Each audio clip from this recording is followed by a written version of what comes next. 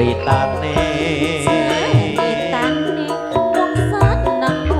gak sabane wiwitane lungguh cecek saben dinane saya suwe saya suwe saben nyaman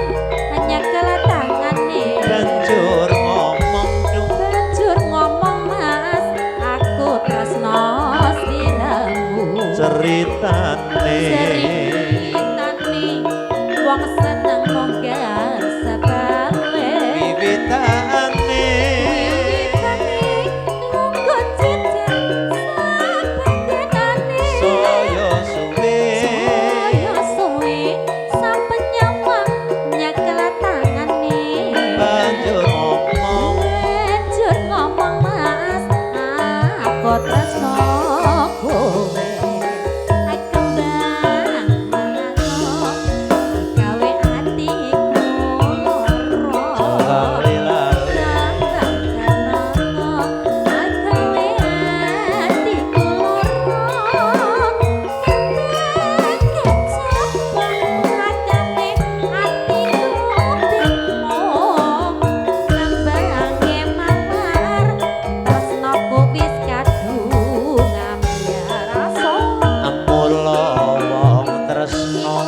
ora kena nggo sembrono